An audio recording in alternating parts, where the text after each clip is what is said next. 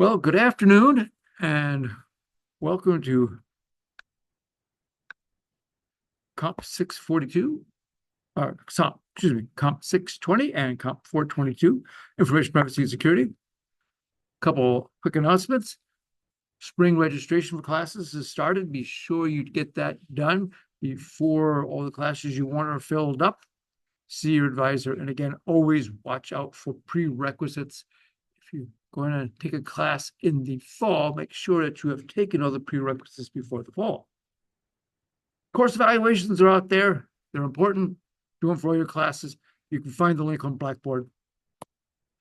And here's the schedule. Again, today I'm talking about privacy issues. Next week, both classes are online only. No classes here. So all the people who are here will just have to watch online. On Monday, we're talking about artificial intelligence, and I'll be there for part of it, as will our TA, Dr. Ravel. On Wednesday, a week from today, we'll have the Google visiting professor talk to us about cloud security, and I'll do a little review for the exam that is the Monday before Thanksgiving. So there will be an exam. I'll talk about what that is. But basically, you can go out and look at the syllabus for the class. You can see the topics that we covered. All right. Privacy. Well, I can tell you privacy, the first statement I can make is there ain't any. There's not much privacy out there. There is a lot of data. People are keeping track of things all over the place. More and more data. Google processes 20 petabytes of data. And petabytes, remember your things, there's kilobytes, megabytes, gigabytes, terabytes, and then petabytes. So lots of data every day. And everybody's keeping track of everything. Everybody's accumulating data all the time. There are videos out there. Videos now account for about half the internet traffic. Videos take a lot of data, so it's a lot of space. 3.5 emails sent every second. A million emails. That's a lot of things flashing. So there's lots of things going across it, which means there's lots of information. And as security risk, there's things going on all the time, and we have to watch that. Here's an interesting chart. This is kind of, well, not too old, but you can see the global amount of data just exponentially growing there, getting bigger and bigger all the time. And it's important. People are collecting data because companies are making decisions based on that data. More and more, we're using that data to train artificial intelligence systems so that they can make good predictions. We're using that for predictive systems. People are identifying their customers based on what people are doing. We've got theories. People have models about how the system is working, and they're putting that data into the model so you can make predictions about what's going to happen, where they should put the resources. And also for identifying problems. Is something not working? Is something not running as we expected, which may indicate a problem, possibly a security problem. And of course, we want to know what the customers want. What do people want out there? Because companies want, in general, to keep the customers happy, because happy customers are willing to pay for the services. Upset customers will go someplace else. And as I mentioned, we have models, we have all sorts of people working on what's going on. We're trying to figure out what's going to happen in the future so companies can be ready for it based on information they have from the past. We have talked about confidentiality, integrity, and accessibility, the CIA of security. Privacy is a big part of the confidentiality. Most people do not want their private life displayed on the web. They want to keep their private stuff private. Sometimes, of course, we will give up some privacy for convenience. Sometimes because it's easier to run that way, because we want some services from companies that may be using our information. We let that happen. There are privacy-preserving data sharing analytics. People are looking at how we can collect data in ways that manages to reduce the exposure of individuals' privacy. There are privacy enhancing technologies that allow people to analyze the data and still not necessarily impact individuals, using cumulative data as opposed to individual data. Companies want to know all sorts of things. They are watching all over. They keep track of what you buy. They look track of what you didn't buy. I can tell you, if you go out to Amazon and look at a widget, even though you don't buy any widgets, you're going to see ads for widgets. Also, websites you visit, every time you click, they're looking at it. What did you search for? They look at that. And of course, places you go, physically places you go. We talked about online advertising. Real quick review. There are advertisers, ad networks, and publishers. The publishers are people who have websites that people want to visit. www.interesting.com or whatever websites you go out to look at that have information like to see. They're publishers. They have the content that you'd like. And of course, along the sides of the web page, they have all sorts of advertisements that change all the time. They change depending on what you've been looking at, and they are different for different people logging in. We have the advertisers. Those are the companies that want to sell things. Those are the companies that they may be stores or either brick and mortar stores or online stores or both. There's the companies that want to advertise their products to entice you to buy them. And in the middle, there are the ad networks. The ad networks get information from the advertisers about their customers and about the products that they expect the customers to. And then they have JavaScript in the web pages of the publishers, which download the appropriate ad based on who it is. Of course, we're looking at cookies here that identify you. And then once they know who you are, they look in their database, what sort of stuff are you interested in? And they download those advertisements that they think you want to buy. So you don't get advertisements for products that the companies don't think you're interested in buying. Now, privacy is a cultural value. It's a personal decision. What do you think of as privacy? Wikipedia tells me that privacy is the ability of an individual organization to seclude themselves or information about themselves and thereby reveal themselves selectively. That is, they can make decisions on what information about them is revealed to others. What you want revealed is a cultural difference based on what people want. So I've got some questions coming up that are survey questions. They are no right answers. Of course, I never score these things anyway, but they are surveys. I want to find out what everybody believes as far as their privacy. So anybody in class need a card? I got the cards. Oh, okay.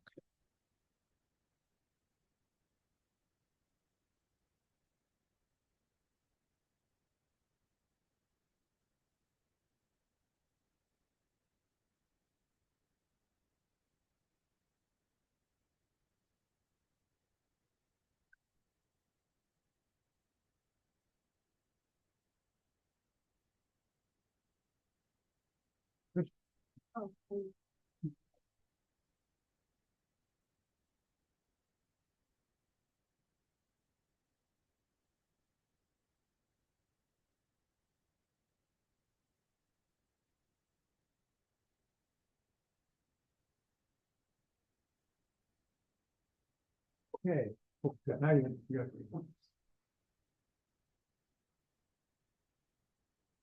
All right. 2 C's and a D. Oh, all right. We have got answers all over.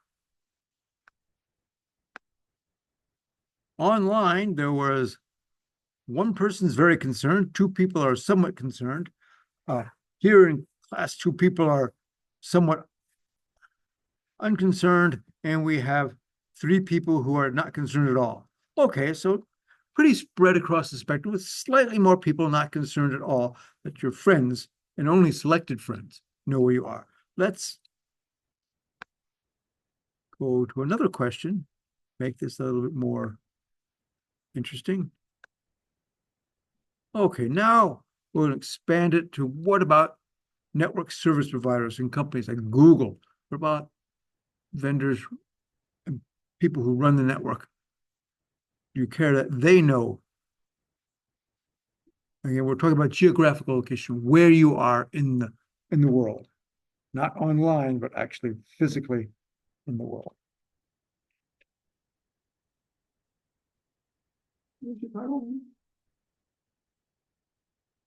Okay.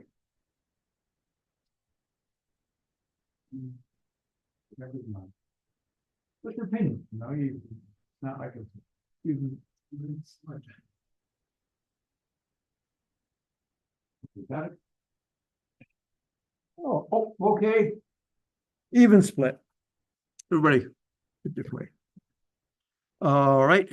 Combining with the people in class, there are 4 people are very concerned. One person is, or 2 people are somewhat concerned. One person is somewhat unconcerned, and 2 people are not concerned at all. Okay, so we moved a little bit to the more concerned area than before. Now we're talking about that. All right, stop. Oh, sorry, there's results. And back, we'll ask another question. Oh, hang on. Zoom is not always behaving. Okay, now how about the government? How about your friendly government? How concerned are you that the government knows where you are in your physical location?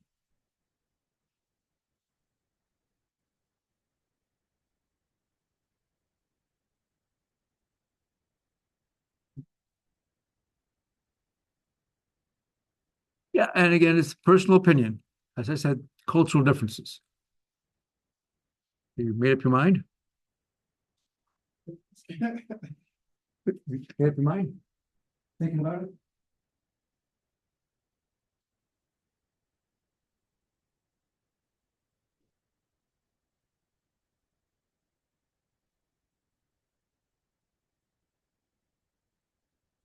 Okay.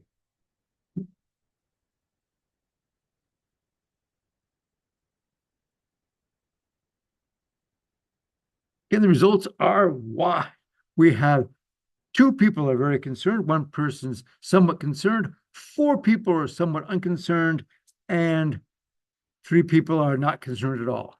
So it varies quite a bit.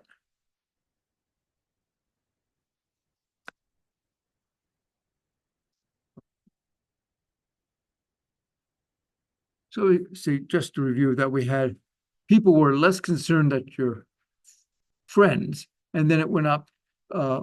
Companies, somewhat concerned, and government, yes or no. Well, kind of a spread. And again, you might not care if your family members know where you are, your spouse or something, or maybe, of course, maybe a child's concerned if the parents keep watching where they are, but that's another issue. You might not want that unsavory fellow down the street knowing where you are all the time. That may not be. And the big thing is, what is the danger or problem of somebody knowing where you are? Because sometimes it's an advantage and sometimes it's a disadvantage. There are apps to keep track of where you are and tell your friends that that's where you are. So if you're going downtown, you're going to visit some place, then you can go on, the app will tell you, I'm here, and your friends will know that you're there if they want to come down and meet you there. It's interesting. A few years ago, a graduate student was working on a app to tell people where they were without telling anybody else. And part of that study, we asked a bunch of people what they could. I asked friends of mine, and we had a bunch of students, and anybody I could get to answer the survey. We got about 50 people, which is not a really large sample, but it's some. There was a very strong correlation between the concern about where people knowing where you are and age. Younger people didn't really care. That's why we had these apps that tell all your friends where you are. The older people, old guys like me, were concerned and we didn't want anybody to know where we were. That was not privacy information we wanted to readily release. Organizations out there are keeping track. The phone carriers, of course, must know where you are in order for your cell phone to work. They have to be able to connect to your cell phone. As you move from in and out of the range of certain cell towers, it has to be able to connect the appropriate tower so it connect to you. And just in case anybody's confused, no, cell phones do not work off satellites. No, that's not how they work. They work on towers posted around the neighborhood. Lots of them. And as you get close to a tower, it keeps track. Your phone has to periodically connect to the cell service using the closest tower so it knows where you are. If the network doesn't know where you are, if somebody calls you, they won't find you. So if you go off to Timbuktu, then somebody calls you, amazingly, it will ring, assuming that Timbuktu has the same phone system that we do, but it will ring and you'll get the phone call. So many applications like to keep track of your location. And of course, there's an economic advertising purpose for that. One of the things, if you're walking past a store, then you go, oh, you're near my store. Give them an ad. Again, you might get an ad for Tony's Pizza. Hey, $10 off a pizza just as you're walking by is an enticement. No use doing that advertisement to somebody who's not there. Let's give it to people who are close by.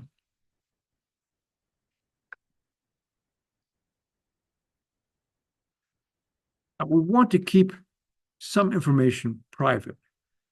And again, people are willing to trade privacy for other advantages. For instance, getting that discount on the pizza because you give away that. So other times we give away information. We have concerns when people have personally identifiable information that is stored and collected and used perhaps in ways we don't particularly want. There are all sorts of thought. People have been thinking about privacy for a long time. The Universal Declaration of Human Rights, which is part of the United Nations, Article 12 says, no one should be subjected to arbitrary interference with his privacy, et cetera, et cetera, et cetera. By the way, that's Eleanor Roosevelt there looking at that. So, yes, so that's not that this has any statement in law, but it is a statement that people worked on very hard to describe what rights people should have. And one of them was people should not be subject to artificial interference with their privacy. Another question to come up. This is easy. It's true or false. How wrong can you be?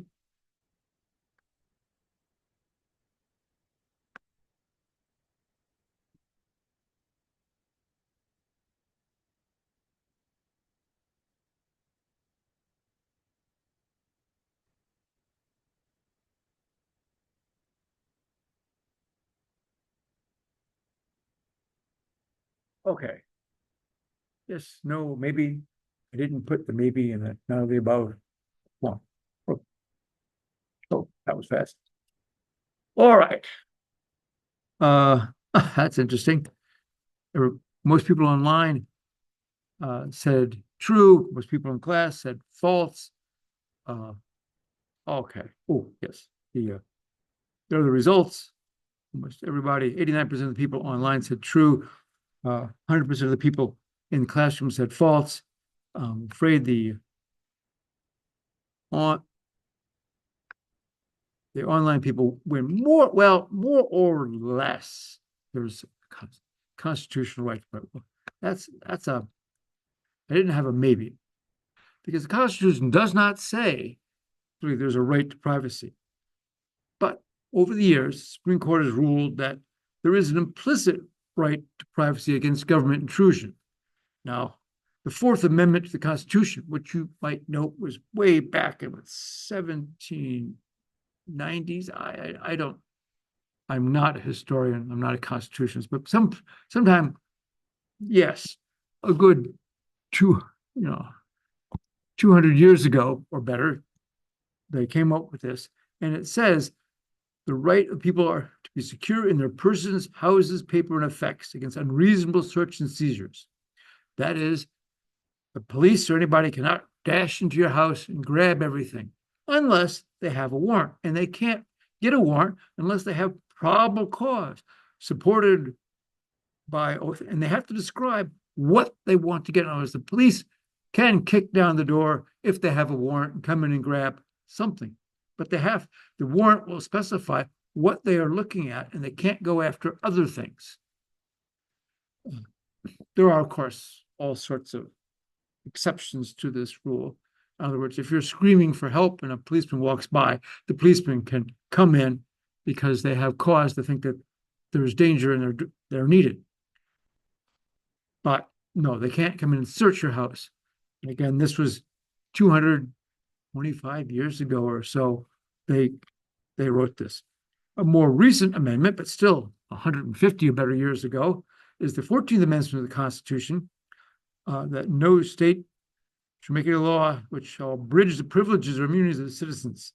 State deprive a person of life, liberty, or property. They can't take your stuff. I might also, I'm just going to mention this quickly, just in the political situation, that the 14th Amendment also says all persons born and naturalized in the United States, blah, blah, blah, are citizens. Somebody has been saying they wanted to change that. It's right there in the Constitution. But okay, moving on, because I'm not a constitutional scholar in any way, but I happen to have read it. Let's talk about telephones, because telephones are an issue of privacy for a long time.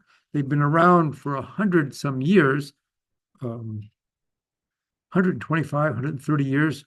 I don't remember the date when Alexander Graham Bell came up with the telephones, but it's been a while.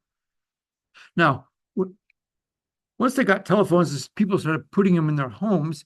Then, in order to connect to somebody, you had to speak to a human operator. You picked up the phone and you turned the crank, which rang a bell back in the operator's office, and the operator would ask you, whom do you want to speak to? And you tell them the person's name usually, and then they would take a wire from your connection and plug it in and do a electrical connection. It was a connection-oriented circuit for those of you electrical engineers, and the data would go from one phone to another. In other words, they were electrically connected. Now, the operator could listen in if they wanted to. Operators are traditionally most knowledgeable gossips in town because they were not supposed to, but it was certainly possible for them to listen to all the conversations. Interesting here, an advertisement from 1920 when they started coming out with dial phones, and they advertised them on the basis of their privacy. In other words, you could use the dial phone, and in a dial phone that was automatically connected. Still, your phone was electrically connected to the other phone, but it didn't involve an operator. A human being wasn't there, so nobody knew who you were calling, and the operator couldn't listen in. So that had that advantage. It also had many other advantages, much faster. You dial the number and you get the people, but it was also considered a privacy advantage. Rotary phones continued. I think this is mentioned in 1920. Yes, they came out with the rotary phones in 1919, which enabled people to connect themselves. For those of you who've never used a rotary phone, they are just, here's one. You rotate the dial around, and it moves around. It goes back by itself. Tick tick tick tick tick tick. As it rotated back, it clicked the line on and off. In other words, you could pick up the handset, press the button, and go click click click click click, and that would allow you to call a number. If you could click at the right speed with the right pauses, you could call a number without using them. It was, having experimented, it was difficult to do, but it was not impossible. Now, because it was a dial phone, interesting to note, numbers higher in the zero went all the way around and went click, click, click, click, click, click, all the way back. Oh, one went click, shorter. The deal with area codes. Area codes, again, area codes define someplace in the country. When they had wired phones, your phone was wired into the phone company control at that location.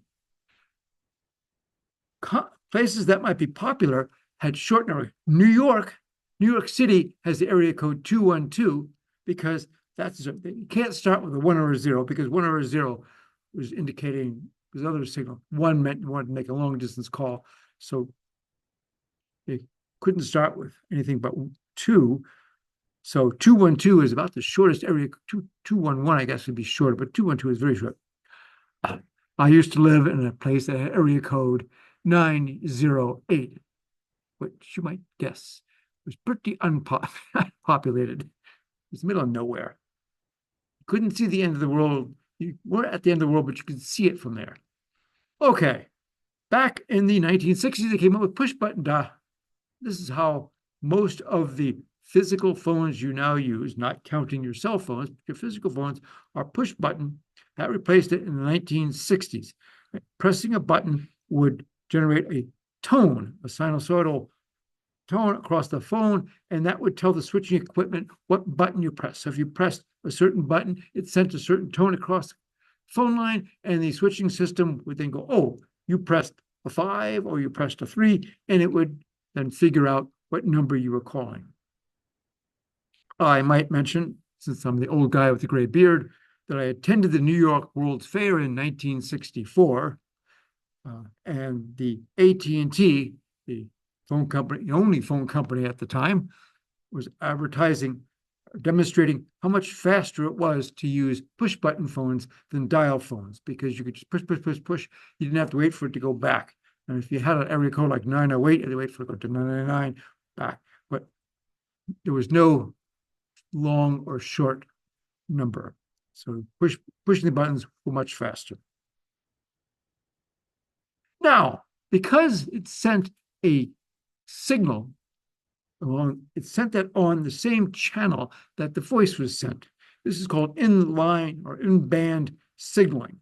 It uses the voice channel, and it sent a signal. There were some of the signals, of course, these signals were intended to control the system. What number are you calling? There were other signals that were used to control, hang you up, and indicate the end of call, who's supposed to pay for this and stuff like that. Assumed everybody was going to behave, but that wasn't the way it was. People learned, hackers learned that they could put certain tones on the phone system to control what the phone system was doing. Turns out it was a 2400 hertz signal, which said this is the end of a call. So you could signal end of a call without ending the call. And Captain Crunch cereal had this little toy that they put in the box, and it was whistle. And that whistle generated a 2400 hertz note. So if you call on the phone, blew on the whistle into the phone, it would stop recording that you're making, it would stop thinking that the call was ended. Say you make a long distance call, it's expensive. Long distance was very expensive at the time. And you call for a minute, you blow into the phone system says, oh, end of call, but it hasn't ended the call. You're still talking to your friend. You can keep on talking, but the phone system's only going to charge you for the minute because it thinks you signed up. And besides having phone whistles, people started building electronic boxes. It does, any student in an electrical engineering program could easily make this box and create something that would create all the tones you needed. And they did, and they sold them. Well, it didn't take long for the phone company to realize this is a problem. So they tried to get around it by using tones that weren't just a single tone. They were a combination of tones. In other words, they would send your phone, you've seen push button phones. There's 4 rows of 3 numbers across. And at the bottom, you have 0 along with star and pound. Well, the tone was a combination of the row and column signal. So if you want to think of music, originally, before they did this, each button was a single note, like a single note on a piano or something. And now they had chords playing 2 notes together. Well, okay, that, That meant that it didn't take a freshman electrical engineer. It took a sophomore electrical engineer to figure this out. It didn't take long. They built the boxes to hack into this. So in the 1980s, the phone company got wiser and they moved all the signaling out of band. In other words, it was no longer in the information that was controlled by the users. Once you picked up your phone, you dialed the number, then stopped using that channel, and control information was sent separately. So nothing you can put over the data line or the voice line controlled what was going on. And the whistles and the electronics stopped working. The moral of this story is that you should never, when you design a system, put control information where a user can get to it. I think we talked about never execute user data. Same problem here. Never put user information where it can control what the system is doing. Phone company learned that. You can record phone conversations. You can get apps in your phone to record phone conversations. And surely everybody has called someplace that tells you this call is recorded for quality and training purposes. Yeah, I mean, people all heard that. Now, there are rules and laws determining how you can record things. And it's different in different states. In North Carolina, we are a one-party consent law, which means one person has to decide that we want to record this, and then the other person may have to be informed. I'm not sure if they have to be informed, but they have to. At least they don't have to say, yes, it's okay. I guess if they don't like it, they can hang up. Some states require that all parties give a consent. So in other words, if you're going to say, I'm going to record this, and they have to ask you, is it okay if they record it? And you have to say yes, otherwise they can't record it. They have to have two parties consent. In North Carolina, it takes one party to consent. Now, there's an exception to that. If this is a business call, the company can record the calls of its employees. That's allowed. Otherwise, you cannot record a conversation if you are not a party of it. In other words, if I call you, then you can record it, or I can record it, but nobody else can record the call. So it has to be one of the two of us. That's the North Carolina and federal law requires that. Now, the Fourth Amendment of the Constitution, which we looked at recently, provides protection against unwarranted search and seizure, and that's been interpreted to mean the government cannot tap your phone lines without a warrant. You have to get a court order in order to call. We have several laws that cover that. U.S. Electronic Communications Act of 1986 protects that. Since they cannot listen to your conversation without a warrant. Interestingly, ISPs, internet service providers, and phone companies are required to provide that data if there is a court order. Now, I can tell you back in '86, since I was there, phone companies were not happy with this because this complicates the switching system considerably. If they didn't have to provide that option, then it'd be the phone companies, the FBI's, would like the old days where they could get out their alligator clips and put it on a pair of wires and listen to your conversation. But that's not how it works anymore. It's all electronic switching. Much of it is digital. And so in order to know that it's going to your phone, now the phone companies have to build switches with a list of these lines are being tapped by the FBI or whoever it is that has the warrant to do it. And if somebody makes a call, they have to record it. Now, things switched in 2001.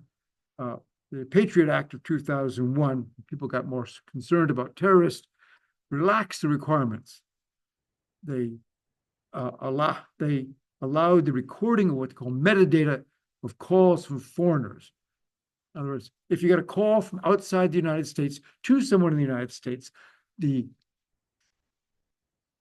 some government agency, I guess at that point it was the NSA, was recording that, and they can get a list of who was being called from outside the United States. Now, they didn't necessarily record the conversation, but they provided the government with a list of all the calls coming from the United States to to the United States so they can know. The idea is they were worried about people being called by terrorists from, I guess, somebody in the CIA or NSA knows the phone numbers of the popular terrorists. And if those people are calling somebody in the United States, they are concerned. And once, by the way, they called you, if some terrorist organization on the USA watch list calls you, then the government goes, oh, they're going to start watching you too, because they know that you talk to terrorists. Terrorists have never tried to call me because they don't think I know anything.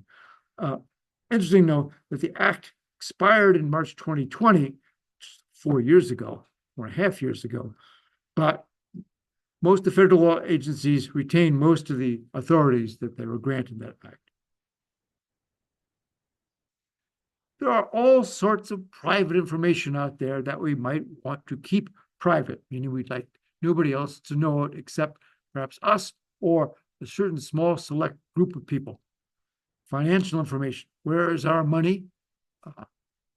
Where do you dig in the backyard to find it? Medical information, that is what diseases you have, what care you have, who's doing what. Political. Who did you support last election? Did you give any money to that guy or did you not? And internet, where have you been going? People generally feel that at least one type of this information they would like to keep private to avoid discrimination. Medical information, people wanted to keep that private because they thought that that would impact insurance rates. Insurance has changed a little bit in that now companies have to accept you regardless of previous things, but that wasn't always the case. Identity theft. People are out there looking at information, trying to get as much information about somebody as they can, because once they have a certain level of personal identification, they can try to masquerade as you, particularly if they have credit card numbers, address, social security numbers, the golden item. They can have that. They can go out and get all sorts of things. The typical scam is if somebody gets hold of your name, social security number, and address, and they can go out and apply for credit cards under your name, because that's the sort of stuff that credit card companies ask. And once they have a credit card company under your name, they start spending like a drunken sailor, and they expect you to pay for it. Of course, you don't really want to pay for it, but they don't intend to pay for it at all. There are laws to protect against this. There's the Identity Theft and Assumption Deterrence Act of 1998.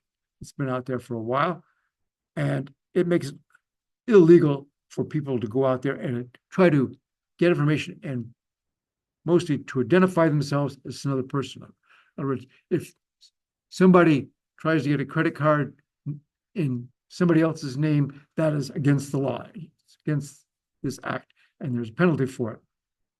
Also, it says that if somebody steals your identity and causes you some financial loss, that you have the right to sue that person for restitution. Whatever it cost you, along with the legal fees required to get that back. There are a bunch of privacy laws out there. I've been searching Google and other places, and there's all sorts of them. The Gramm-Leach-Bliley Act of 1999, you can see there's a period of time, 94, 99, 98, 2003, where people were quite concerned about this. And that the Gramm-Leach-Bliley Act requires financial institutions to provide consumers with privacy notices. You probably get this. If you have any stock or mutual funds or something, you work with a financial company, once a year, you'll get this piece of information saying, this is what we keep, this is why we keep it, this is what you can do about it. Normally, the answer to what you can do about it is nothing. And they'll tell you that. Can you do about it? Nothing. But they have to tell you that once a year. There's the Children's Online Privacy Act, 1988. There's Fair and Accurate Credit Transactions.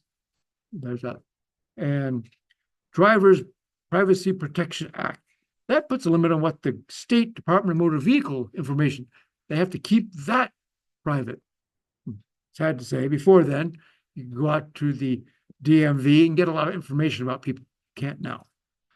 I didn't mention here, which in fact, it's not in the slides, the Board of Elections keeps information on every person who's voted, every eligible voter in the county. I went out and downloaded the Board of Elections database of all the people. It's public information. You can download it and find out everybody, and it has all sorts of information about you, your name, your address. I'm not sure about phone number and email, but that might be there. It tells what party you're registered for. It tells what state you were born in. I don't know why that's important, but it's out there. So there's all sorts of information available out there, and that is public record. I suppose the political people, the parties, like to know who's on their side and who's against them, so they can walk down the street and know who is registered for what party. Health information is protected by the HIPAA Act. Right? No. Whoops. The previous slide used to tell you what HIPAA stands for. Health Information Privacy and Protection Act. I think it's been around for a few years now. It does several things. As it mentions, it establishes limits on who can get this information. Personally identifiable information, which, by the way, is commonly identified as PII. So if you see somebody talking about PII, it's personally identifiable information, something that identifies you. And as it pertains to healthcare and insurance industries, there's very limits on who can get it. In addition to making sure that it was all protected, they also modernized the flow. They have standards now. Instead of everybody having their information in whatever format they wanted, the government helped make a common standard. So all the doctor's offices, all the hospitals, all the insurance companies, everybody's looking at a standard format for shipping information around. It made the world much easier for these companies. They don't have to, have the information format of every single organization. Now it's all in one format. Everybody follows the HIPAA rules. It took several years, by the way, to get there, but they're there now. So all this information about healthcare, excuse me, was personally identifiable information and all that sort of stuff, and all sorts of information you might expect. That's part of protected health information, and they have to keep it private. It has to be protected, either on paper or electronics. There are all sorts of safeguards for that in many different ways. There are administrative safeguards. There are policies and procedures that the government defines that insurance companies, doctors' offices, medical people have to follow. There are physical. They have to keep it locked up. Can't just leave it lying around. And technical. All the personal health information must be encrypted. So everything has to be encrypted, so somebody sees it, they can't immediately know what it is. And yes, message authentic digital signatures, they're doing what they should to protect the information. It's encrypted, it's digitally signed, so they know where it came from. Yet only authorized people can look at it. And of course, because there's organizations that authenticate with whom they communicate. And just to make sure that you are awake, here's another question.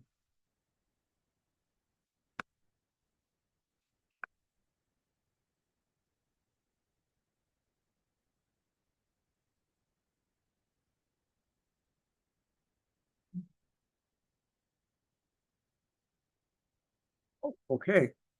Undecided. Okay. All right. Anybody need more time? On both sides, both in class and online, the answer was mostly false, but a lot of people think it's true. The answer is B, false. North Carolina is a one-party consent state. That means that if you want to record the call, you just record it. I think you have, I'm not sure if you have to tell the other side that you're recording it, but the other side doesn't have to agree to it. You can just record it, and that's the way it is. Again, you have to be a party to the call. If I'm calling you, you or I can record it. Nobody else can, with the exception of that if it's a business call from a company, the company can record the calls of employees. That's allowed.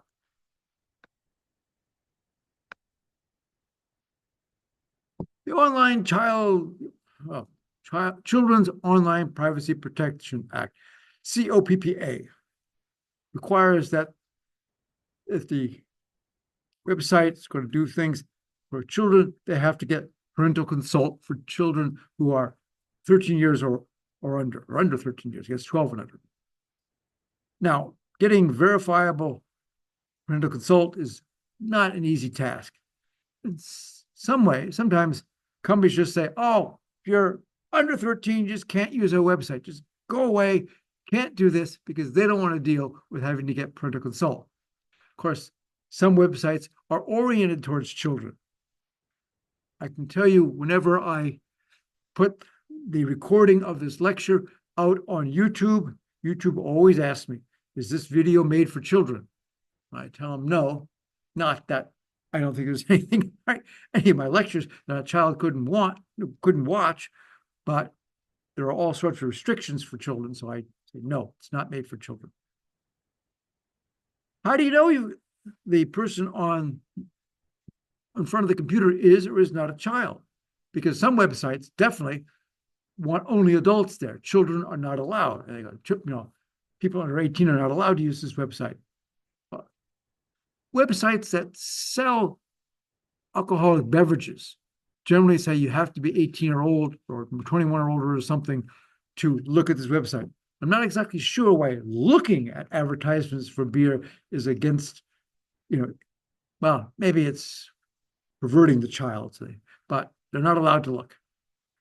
So how do you know? Well, okay, some websites will say you have to give us a copy. You have to scan your driver's license or your passport or something and upload it to us. And when we see that you have a driver's license with a date that makes you older than the minimum requirement, everything is okay. Of course, that is ripe with the opportunities for identity theft. You're scanning your driver's license, you're giving them your name, your address, your driver's license number. If you're doing your passport, you're giving name and passport number. You're getting a lot of information that generally people expect only you have. And now whoever is running the website, they've got it too. Now, if they're a really nice and friendly website, they might keep that secure, but some people don't. Of course, another way they can do this, they just ask, are you over 13? And of course, if a child wants to look at this, they're likely to lie. I might say, I have given my copy of my ID to websites, USATF, the USA Track and Field people, where I run races, and they're particularly concerned about my age. They want proof that I'm really an old guy, gender and nationality. They want to know what category to put me in, and they're concerned that I don't try to win in some wrong category. So they have my information, and I decided it was worth giving them that to participate in their races. So they really know how old I am. I might say I also clicked the box that said they could check me for performance enhancing drugs. But it's obvious when I run a race that I don't use performance enhancing drugs, but I don't have any good performance. All right. Fair and accurate credit transactions. There's laws for this one. This allows people to look at the credit reports. Yes, there are 3 companies out there that provide credit reports, and you have the right to get a free credit report once a year. You can also go out to these companies and require that they not give out your credit reports to anybody until you say so. You can go out and put a credit freeze on your credit reports, which, by the way, if you are not doing things that require somebody to check a credit report, then it's a good idea to go out there and put a credit freeze in your stuff. So people then cannot open up credit card accounts under your name, because the people who are opening credit card accounts are going to look at your credit ratings with these companies, because they don't want to give out credit cards to people with bad ratings. and you will not have that happen to you if they freeze it. Of course, if you're going to go out and buy a house, buy a car on credit, or if you buy a house, almost everybody gets a mortgage. A lot of people pay for cars on time. It costs a lot of money. But if you're going to do that, they're going to need to get your credit history, and then you have to open that up. Another interesting about this is now only the last 5 digits of your credit card, or often 4 digits of your credit card number, are displayed on any. If you get a receipt, you go out to a restaurant, charge the bill, you look at your receipt, it only has the last 4 digits of your credit card on it. It used to be they would print all the digits of your credit card on that receipt. And of course, they have a copy of the receipt, and people could grab the pile of receipts and know all these credit cards also displayed your name. That was a problem, so now they only display the last, well, 5, but it's usually the last 4. Organizations want to keep their information private, not just individuals, but they want to keep the company secrets secret. So companies want to be private. And again, as I mentioned, employees do not have a lot of privacy from their employer. When you are working for an employer, you implicitly give your employer the right to look at what you're doing. They are paying you to do whatever it is that you're doing there, and they have the right to see that that's what you're doing. Companies have trade secrets. That is, they have developed they've learned certain things. Acme Widget knows how to build widgets. They are good at building widgets, and they have secrets that their engineers have developed about how to build a widget well. And they don't want that information to get out to people who haven't spent all that time and money learning the secrets about building good widgets. You can have patents and trademarks, although it's interesting to note that if you have a patent, you have to tell the patent company what it is that you're doing. If you have a patent on a widget, then you have to tell the patent company details about how to build the widgets, what are the widgets, how do the widgets work, and therefore you're giving away that information. Patent information is public knowledge. Anybody can look at the patent office and see how widgets operate. Now, of course, it's patented, so they cannot build a widget just like yours. But sometimes, if they know how your widgets work, they can build a better widget. They don't have to do all the work it took to understand how your widget works. And so they can build a better widget. So sometimes people don't want to give away that information, so they keep it secret. And there are laws, federal laws and state laws, providing for civil penalties if somebody steals secret. Civil penalties mean that if company A steals the protected trade secrets of company B, that company B can sue company A for the loss.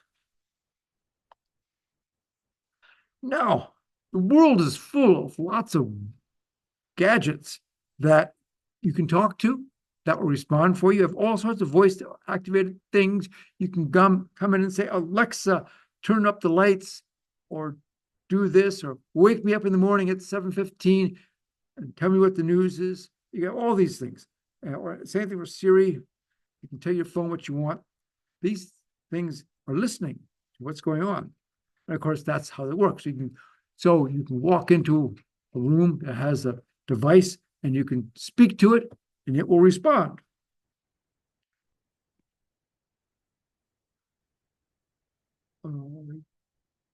Not sure if I explain how these work, but okay, I'll talk about that in a minute. So they also store video. They're now doing video. Of course, it used to be just audio. Now they have video. They can look at you. They take pictures. You can talk to the system. It can talk. That's because sometimes you want to make video phone calls. You can just say, Alexa, call mom, and it will come. And mom, if mom handles it, will be on the phone. And so they have cameras and all that.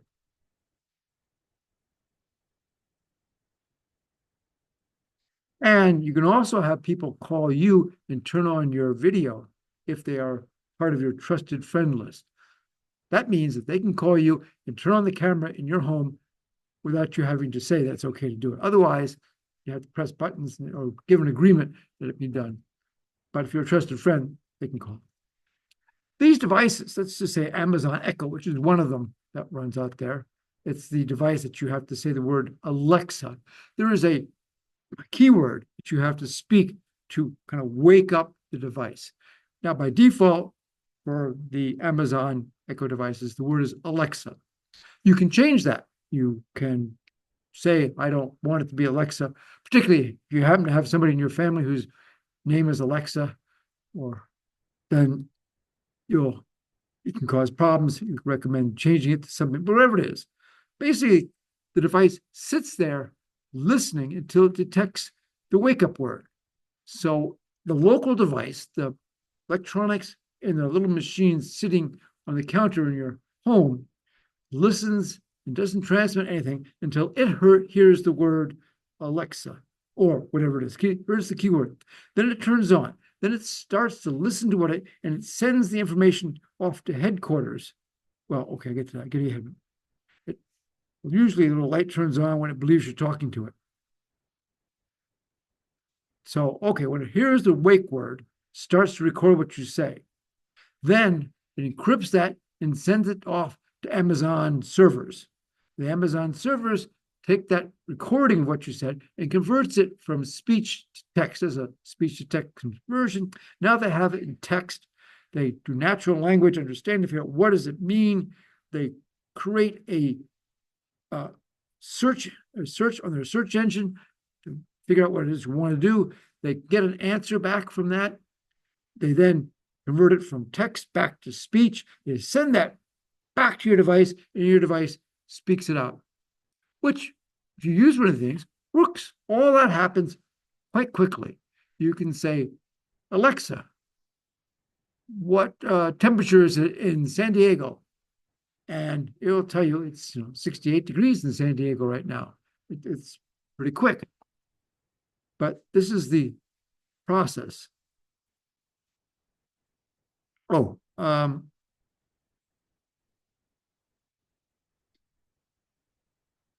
don't see what I recommend. There is a conversation mode with these devices where you can put it into conversation mode, in which case it records everything you're saying and sends it off to headquarters. That allows you to do interactive talking. You don't have to say, Alexa, question, Alexa, second question. You can say, Alexa, what temperature is it in San Diego?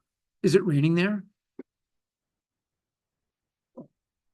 Yes, and continue the conversation. It's conversation mode where you have to tell it to go into conversation mode. So it's listening and sending everything.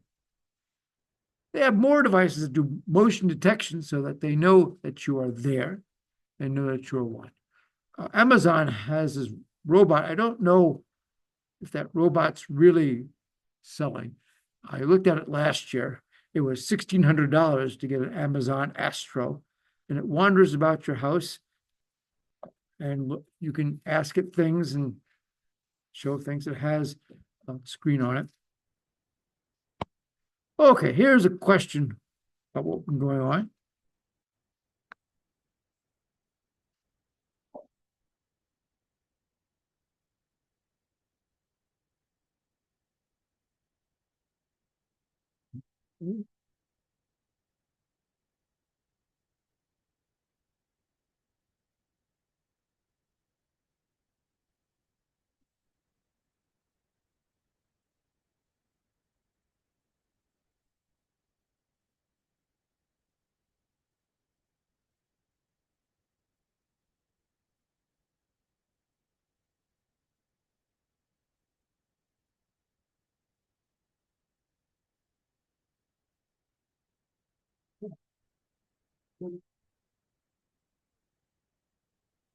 Okay.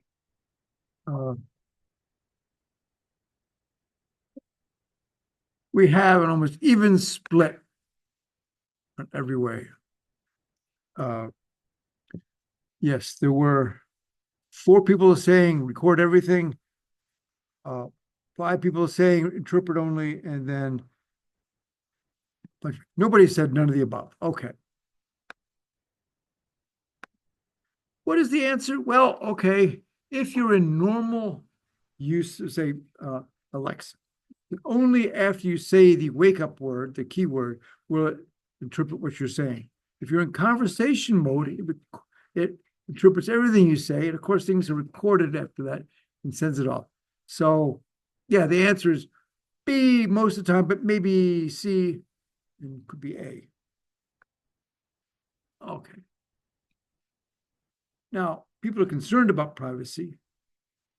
Amazon is out there, they got their bug bounty program, and they pay you if you report a new bug of any Amazon product or service, which is pretty good for those of you here who are taking computer security classes and are computer science students. They're paying like $10,000 for critical. So if you find a really problem, if you find a big flaw, and you tell them about it, obviously, you find a big flaw, being the good guy, you don't want to exploit it because you go to jail with that. But instead of going to jail, you can tell Amazon, and if it's a really big one, you can get some money for that. They'll pay up to $20,000. That's money. In Europe, there's the General Data Protection Regulations, GDPR, which has been in effect now for several years. Well, what is that? 6 years. And it requires that you be able to have access to the data. They regulate what all sorts of information that they collect. It addresses the export of information outside of the European Union and the European Economic Area, which is another group in Europe, not exactly overlying the European Union, but almost. And it regulates their data, that it basically says that the data they collect cannot be made public without explicit informed consent. In other words, if they collect data, they can't release that data unless they ask you, can they release this data?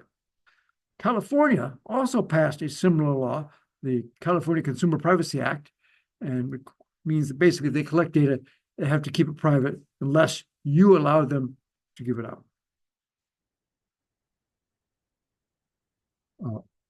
Yes, and basically, I guess you have to disclose what data they collect, tell them what lawful basis they have and purpose for collecting it, how long they're going to keep it, and if it's going to be shared with anybody else. Frequently, you get this kind of information from companies. Well, we're going to collect this information, and this is why we want it, and often this is what you can do about it.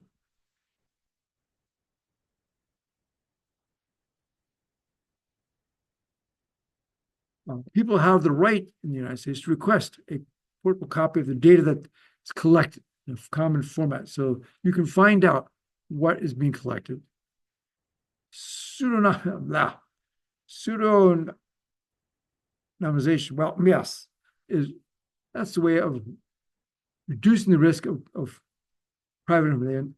Anonymize the information in a way, but it differs that it can be reversed.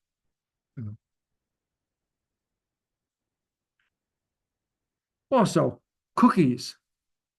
The European Union decided that cookies are personal information. And so when they started, the GDPR came out, all of a sudden you sort of boxes all over the place. We're collecting, we have cookies. Click here to accept the cookie. That's because if you don't accept the cookie, it means you're not accepting the fact that they're collecting information and they can't use it. They can't collect that information. Some systems are built to be private, and some just avoid collecting private information. Others collect it and try to keep it as private as they can. And they have to keep it encrypted. Don't give it out remotely. And of course, they have to inform you where that information is going. There are organizations that try to keep information real private. The dark web, of course, the purpose of the dark web is anonymity, sorry, the tongue doesn't work, anonymity. They're trying to keep everything anonymous. So you don't know where or who the server is, and the server doesn't know who or where you are. Onion routing uses that. They have multiple routes. The information that is sent from your browser, the Tor browser in particular, from your browser, is encrypted, goes to a Tor router. The Tor router then decrypts the first layer, looks at the next layer, figures out where it goes from there. It keeps sending it usually through multiple Tor routers until it finally gets to the destination, and nobody knows where it came from and where it's going, but they can send it back. And everything is encrypted as it goes from one chain to the next. There are other privacy information. There's the Unix operating system. Unix is something like the Debian Linux. It's interesting, it doesn't necessarily run on your machine. Is instead of, say, if you have Windows, you can open up Unix in a virtual machine and run it on your system along with, Windows is running at the same time. And it's very anonymous. It doesn't, everything goes through the Tor system. Nobody knows what your IP address is because your IP address is in this imaginary box and it goes out, so they don't really know what it is. And it's an effort to keep everything private. And of course, you can't talk about privacy without mentioning Benjamin Franklin, who said, "They who give up essential liberty to obtain a little temporary safety deserve neither liberty nor safety." Kind of like that. All right. Remember, spring registration is on. Register for your classes if you've not already done so. If you haven't already done so, you're late. Get with it. Course evaluations are out there. Yes, you want to do the course evaluations. I really like looking at my course evaluations when they come out with, what did I do wrong? What can I do better in the future? So look at those. Again, the administration looks at them. They base people's raises, people's promotion are also based on course evaluations. When a faculty member goes up for promotion or tenure, the promotion or tenure committee, which I have sat on multiple times, looks at people's teaching, research, and service. Well, teaching, what do they know about teaching? What they know is they just look at your teaching reports, the teaching evaluations. Those are numbers that they can look at. The administration keeps those, they can get those reports and say, okay, these are the numbers. They usually just look at the average number, but they at least say, oh, okay, they got high numbers, they must do a good job. If they got low numbers, they go, oh, this person's not meeting the teaching. No, they might do like research and service, but if their research isn't so good and their teaching is no good, they're not going to keep them. So this is important. People do look at this. All right, coming up. Again, we just burned through privacy issues.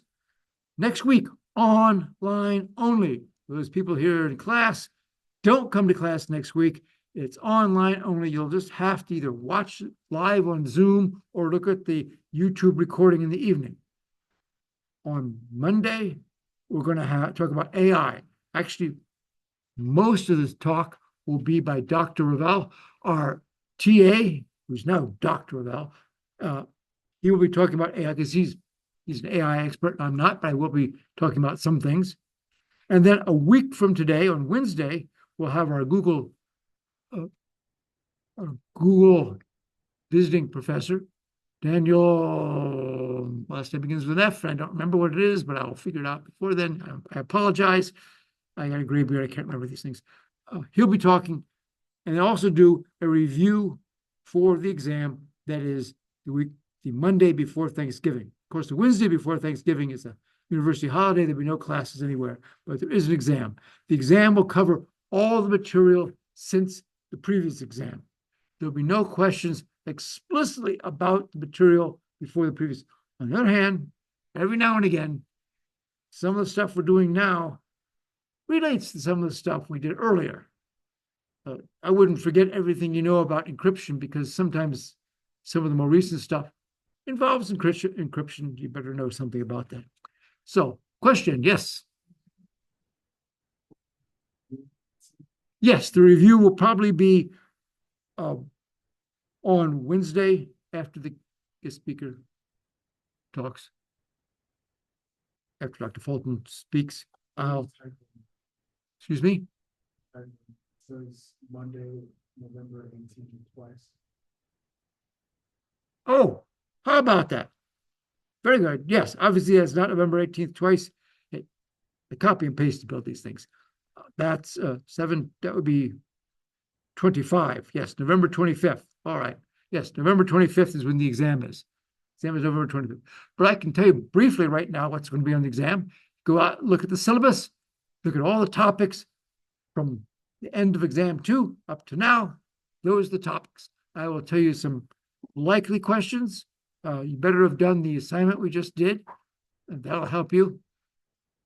The malware one, yes. Oh, the malware. We have 5 minutes. Yes, I'm sorry. Good. Yes. Tell you about the malware since as you had asked before.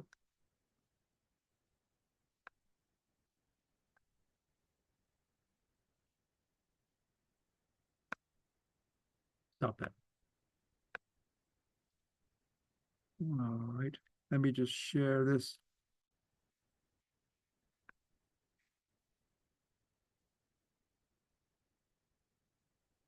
Okay.